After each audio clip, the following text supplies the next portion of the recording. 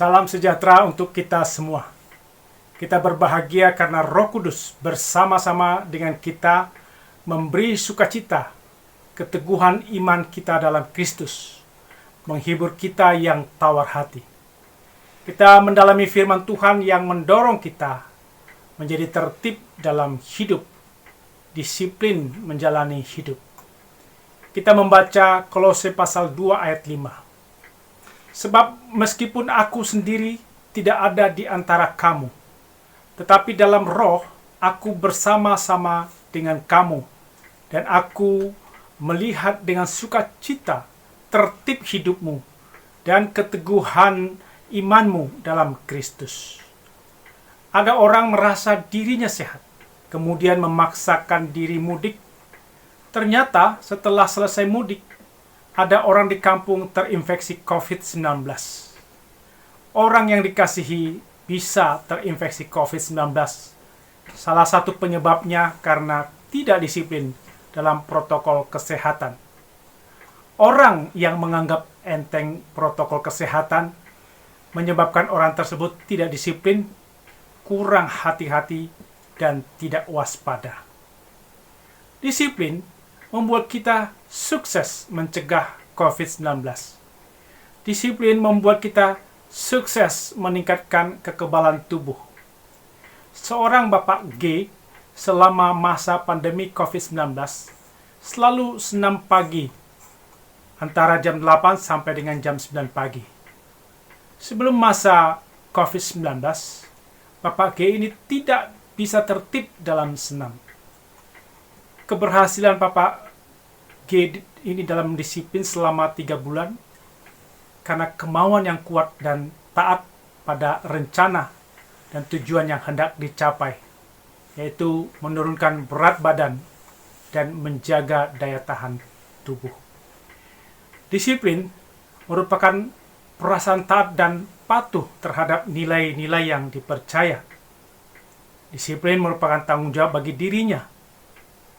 Pendisiplinan adalah usaha-usaha agar orang memiliki kemampuan untuk menaati sebuah peraturan. Mengapa orang sulit disiplin? Karena orang lebih senang melakukan hal yang lain. Orang tersebut tahu senam itu baik untuk menjaga daya tahan tubuh. Tapi karena ia lebih senang main game, senang tidur, maka disiplin untuk senam tidak dilakukan. Disiplin artinya kepatuhan yang menyangkut tata tertib. Disiplin memerlukan integritas emosi dalam mewujudkannya. Disiplin diri berawal dari hal-hal kecil. Misalnya bagi pelajar yang mampu membagi waktu untuk belajar, untuk bermain, sehingga tidak menimbulkan tabrakan kegiatan pada waktu yang sama. Disiplin diri juga bisa kita lihat dengan contoh sederhana, yaitu jika pelajar tersebut mengerjakan PR atau pekerjaan rumah dan dikumpulkan di sekolah tepat pada waktunya. Disiplin itu adalah kecerdasan fisik, tapi disiplin harus didukung kecerdasan mental, yaitu dalam melakukan disiplin harus jelas tujuan, visinya. Misalnya, disiplin protokol kesehatan.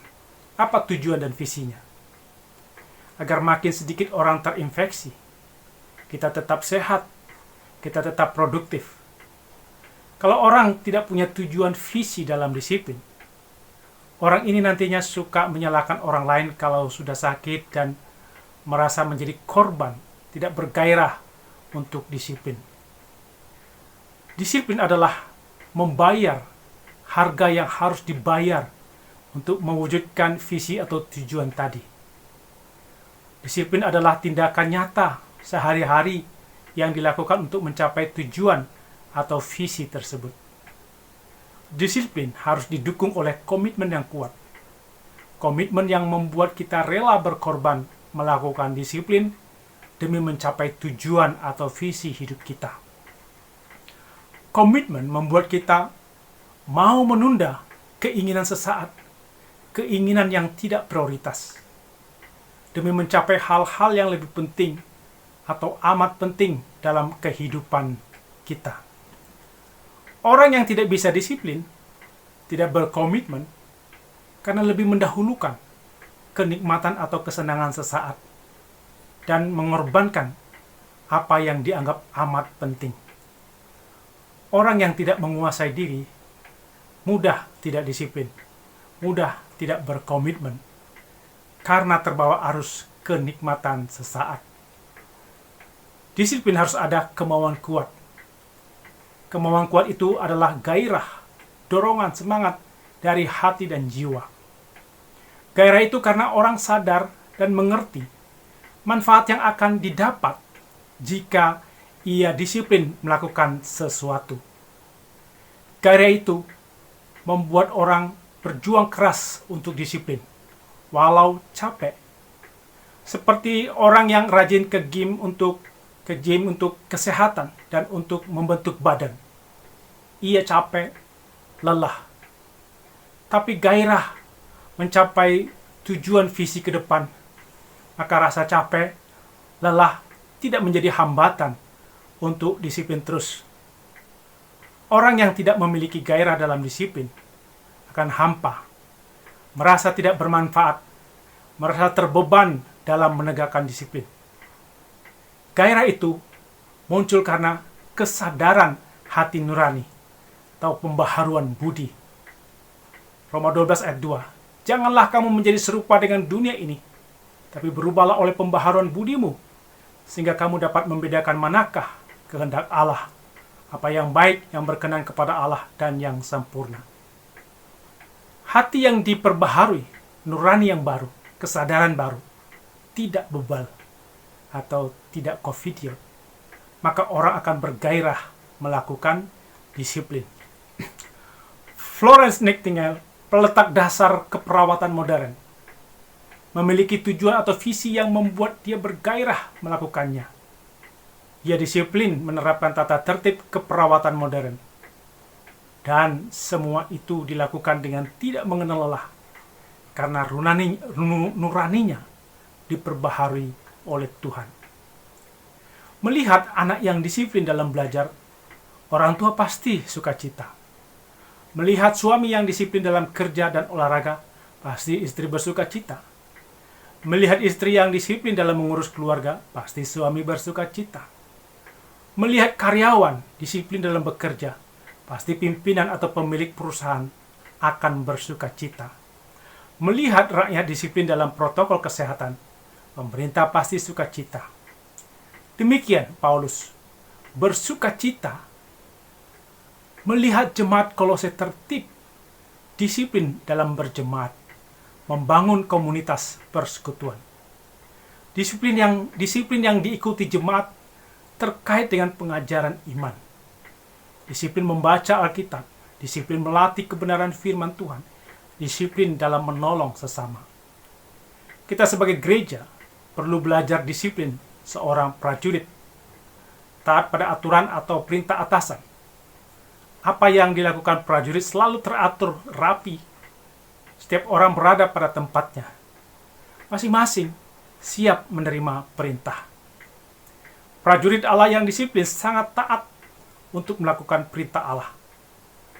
Apakah kita bergairah melakukan disiplin sesuai kehendak Allah?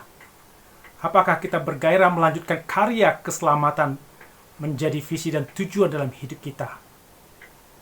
Dalam kebaktian, apakah kita bisa disiplin datang kebaktian, disiplin belajar Alkitab, disiplin berdoa, disiplin melayani? Ketika menjaga kesehatan, apakah kita disiplin menggunakan masker, menjaga jarak, mencuci tangan, disiplin berolahraga, berjemur, dan disiplin dalam pola tidur dan kerja, disiplin dalam pola makan? Orang yang disiplin dalam mendalami firman Tuhan, dalam berdoa dan melayani, bersaksi, maka imannya makin teguh, makin kuat menghadapi badai hidup, menghadapi penyesatan. Teguh artinya bentengnya tidak dapat diterobos, tegak berdiri melawan serangan musuh.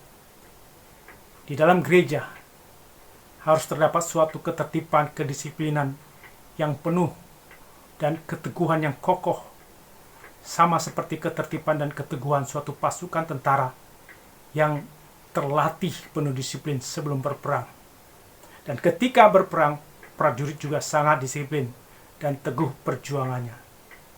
Tertib, disiplin dalam persekutuan keluarga dan jemaat akan memperteguh iman dalam menghadapi tantangan pergumulan serta ajaran sesat. Teguh berpegang pada iman dalam Yesus. Tertib dan teguh saling terkait, karena tertib dalam belajar ajaran iman akan memperteguh iman. Orang yang tidak tertib belajar ajaran iman akan mudah tersesat dan mudah goyah. Orang yang tidak tertib, tidak disiplin, karena tujuan dan visi hidupnya tidak jelas. Orang yang tidak tertib, tidak disiplin, sering terlambat, malas bekerja, sibuk dengan hal-hal yang tidak berguna. 2 Tesalonika 3 ayat 11. Kami katakan ini karena kami dengar bahwa ada orang yang tidak tertib hidupnya dan tidak bekerja, melainkan sibuk dengan hal-hal yang tidak berguna. Orang yang tidak disiplin ini hidupnya berleha-leha, santai, tidak bekerja. Orang yang tidak disiplin sibuk dengan bermain-main, sibuk dengan cerita gosip, cerita palsu yang menghasilkan persoalan saja, tidak produktif, memecah belah. 1 Timotius 1 ayat 4. Ataupun sibuk dengan dongeng dan silsilah yang tiada putus-putusnya, yang hanya menghasilkan persoalan belaka, dan bukan tertib hidup keselamatan yang diberikan Allah dalam iman. Hidup yang tidak tertib, tidak disiplin perlu ditegur, dinasihati dalam kasih persaudaraan, bukan dengan penghinaan atau kekerasan, sebab hidup mereka sia-sia dan tidak berguna. Marilah kita mendorong terus-menerus, mendoakan agar anggota keluarga, anggota jemaat semakin disiplin dan teguh iman dalam bekerja, belajar, melayani, dan hidup bersama dalam masyarakat menghadapi pandemi COVID-19. Tuhan akan membuat teguh iman kita. Tuhan akan bersuka cita melihat kita disiplin, tertib dalam hidup beriman. Tuhan memberi sukacita dalam keluarga jemaat masyarakat yang disiplin. Amin. Mari kita berdoa. Ya Tuhan, mampukan kami disiplin dalam melakukan protokol kesehatan, sehingga kami bersama masyarakat lainnya sukses mengurangi jumlah orang yang terinfeksi COVID-19. Mampukan kami disiplin menjaga kekebalan tubuh dengan pola hidup, pola makan yang baik. Berilah kami mempunyai tujuan dan visi hidup dalam menjalankan disiplin kami, sehingga kami bergairah melakukan disiplin dalam hidup ini. Berilah hati kami diperbaharui, agar kami tidak bebal. Mampukan kami disiplin dalam bersekutu, disiplin dalam berdoa, disiplin mempelajari firman Tuhan, dalam bersaksi dan melayani, sehingga iman kami teguh dalam menghadapi tantangan dan pergumulan hidup. Dalam nama Tuhan Yesus kami berdoa. Amin.